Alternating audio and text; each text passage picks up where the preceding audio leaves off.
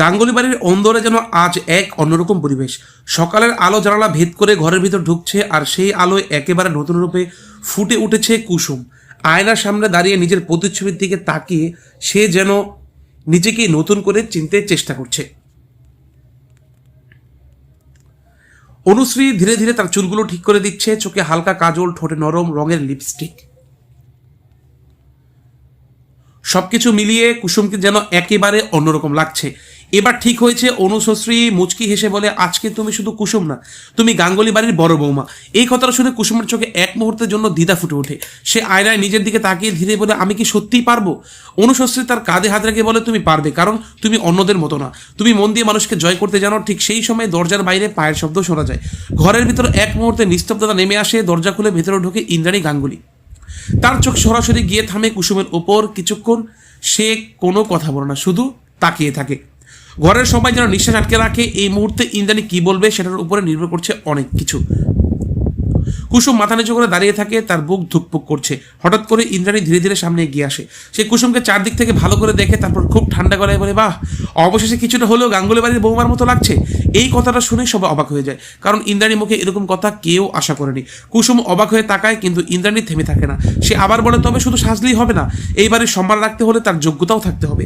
এই কথায় কুসুমের মুখের হাসি মিলিয়ে যায়। সে বুঝতে পারে এটা প্রশংসা না, এটা একটা চ্যালেঞ্জ।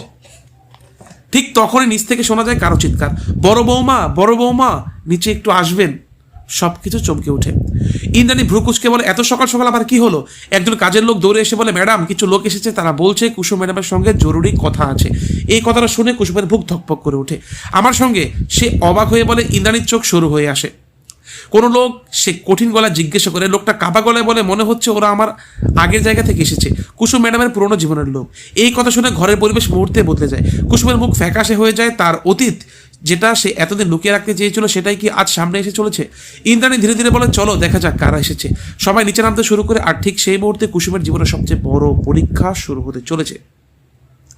গাঙ্গুলি বাড়ির সিঁড়ি বেয়ে সবাই নিচে নামছে। পরিবেশটা অদ্ভুত রকমের চাপা উত্তেজনায় ভরা। কেউ কিছু বলছে না, কিন্তু সবার চোখে একই প্রশ্ন, কে এসেছে আর কেনই বা কুসুমকে খুঁজছে? কুসুম পা যেন ভারী হয়ে আছে। প্রতিটা ধাপ নামতে তার মনে হচ্ছে, সে কি সত্যিই প্রস্তুত? অতীতের সেই দরজা যদি খুলে যায়, তাহলে কি সে নিজেকে সামলাতে পারবে? নিচে নেমে সবাই ড্রয়িং রুমে এসে দাঁড়ায়। সেখানে তিনজন লোক দাঁড়িয়ে আছে। তাদের পোশাক আশাক থেকে বোঝা যাচ্ছে তারা সাধারণ কেউ না, মুখে গম্ভীর ভাব। ইন্দ্রাণীর সামনে এগিয়ে এসে কঠিন গলায় বলে, আপনারা কারা, আর এত সকালে এখানে কেন এসেছেন? লোকগুলোর মধ্যে একজন এগিয়ে আসে। সে কুসুমের দিকে তাকিয়ে বলে, আপনি কি কুসুম? এই প্রশ্ন শুনে কুসুমের গলা শুকিয়ে যায়। সে ধীরে ধীরে মাথা নাড়ে। জি। লোকটা গভীরভাবে তার দিকে তাকিয়ে থাকে, যেন অনেক দিনের খোঁজ শেষ হয়েছে। আমরা অনেকদিন ধরে আপনাকে খুঁজছি, সে বলে। এই কথায় ঘরের ভিতরে চাপা গুঞ্জন শুরু হয়ে যায়। আয়ুষ তখন নিচে এসে দাঁড়িয়েছে। সে পরিস্থিতি বুঝতে চেষ্টা করছে। কেন খুঁজছেন? আয়ুষ প্রশ্ন করে।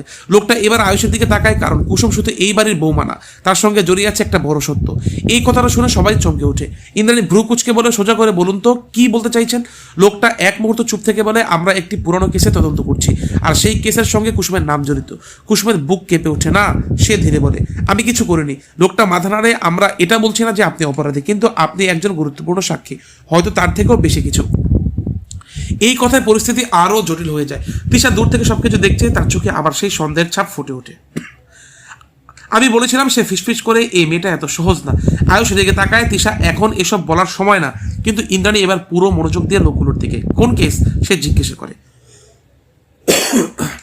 লোকটা ধীরে বলে, কয়েক বছর আগে একটা বড় আর্থিক জালিয়াতি আর রহস্যজনক মৃত্যু ঘটেছিল।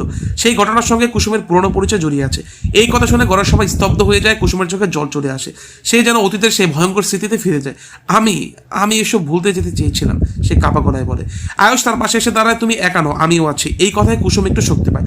লোকটা আবার বলে, আমাদের সঙ্গে আপনাকে যেতে হবে, কিছু প্রশ্ন আছে। এই কথায় ইন্দ্রাণী তৎক্ষণাৎ বলে ওঠে, 1 মিনিট, আমার বৌমাকে কোথাও নিয়ে যাওয়ার আগে আমি সব জানতে চাই। লোকটা সম্মান দেখিয়ে বলে, আমরা সব বলবো, কিন্তু বিষয়টা গুরুতর। ঠিক তখনই আরেকটা বড় চমক আসে। লোকগুলোর মধ্যে একজন একটা ফাইল খুলে একটা ছবি বের করে। সে ছবিটা ইন্দ্রাণীর সামনে ধরে। এই মানুষটাকে চিনতে পারছেন? সে জিজ্ঞাসা করে। ইন্দ্রাণী ছবিটার দিকে তাকিয়ে হঠাৎ থমকে যায়। তার মুখের রং বদলে যায়। এটা তো সে কাপা গলায় বলে। আয়ুষ এগিয়ে এসে ছবিটা দেখে। তার চোখ বিস্ময়ে বড় হয়ে যায়, কারণ ছবিতে যে মানুষটা আছে সে গাঙ্গুলি পরিবারের একজন পুরনো সদস্য। এই সত্যিটা সামনে আসতে পুরো বাড়িতে যেন ঝড় বয়ে যায়। আর কুসুম বুঝতে পারে তার অতীত শুধু তার না, এই বাড়ির সঙ্গেও গভীরভাবে জড়িয়ে আছে। ঘরের ভিতর নিস্তব্ধতা নেমে আসে। সবার চোখ সেই ছবিটার দিকে। ইন্দ্রাণীর হাত কাঁপছে। সে ধীরে ধীরে সোফায় বসে আছে। এটা সম্ভব, তার গলায় আতঙ্ক স্পষ্ট। আয়ুষ তাড়াতাড়ি বলে, মা তুমি এই মানুষটাকে চেনো? ইন্দ্রাণী কিছুক্ষণ চুপ থাকে, তারপর ধীরে ধীরে বলে, চিনি, খুব ভালো করেই চিনি। সবাই আরো কৌতূহলে উঠে। ইন্দ্রাণী বলতে শুরু করে, এটা তোমার কাকা, আমাদের পরিবারের সবচেয়ে বিশ্বাসযোগ্য মানুষ ছিল, কিন্তু হঠাৎ করেই সে নিখোঁজ হয়ে যায়।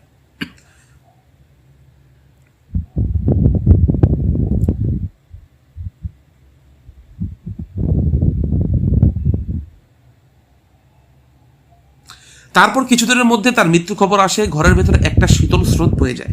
লোকটা তখন বলে, ঠিক সেই ঘটনাটি আমরা তদন্ত করছি। আর সেই ঘটনার শেষ দিন এই মেয়েটা কুসুম ওখানে উপস্থিত ছিল। সবাই একসাথে কুসুমের দিকে তাকায়। কুসুমের চোখ ভিজে ওঠে, সে আর লুকাতে পারে না। হ্যাঁ আমি ছিলাম, সে ধীরে বলে। আয়ুষ অবাক হয়ে যায়, তুমি আমাকে এসব বলনি কেন? কুসুম কাঁপা গলায় বলে, কারণ আমি ভয় পেয়েছিলাম, আমি ভাবিনি আবার এইসব ফিরে আসবে।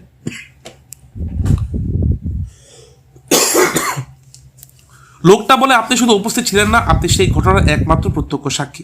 এই কথাটা শুনে সবাই স্তব্ধ। কুসুম চোখ বন্ধ করে সেই দিনের কথা মনে করতে শুরু করে। সেদিন আমি কাজ করতাম ওই অফিসে। সে বলতে থাকে, হঠাৎ করে দেখি কিছু লোক জোর করে স্যারকে নিয়ে যাচ্ছে। উনি খুব ভয় পাচ্ছিলেন, বারবার বলেছিলেন আমাকে বাঁচাও। তার গলা কেঁপে ওঠে, আমি কিছু করতে পারিনি, আমি লুকিয়ে সব দেখছিলাম। ঘরের সবাই নিঃশ্বাস বন্ধ করে শুনছে। লোকটা বলে, তারপর? কুসুম চোখ মুছে বলে, তারপর কয়েকদিন পর শুনে উনি মারা গেছে। আর সেই ঘটনার সঙ্গে জড়িত লোকেরা আমাকে খুঁজছিল, তাই আমি পালিয়ে যাই, নিজের পরিচয় লুকিয়ে ফেলি। এই কথায় সব পরিষ্কার হতে শুরু করে। আয়ুষ ধীরে বলে, মানে তুমি অপরাধী না, তুমি শুধু একজন সাক্ষী।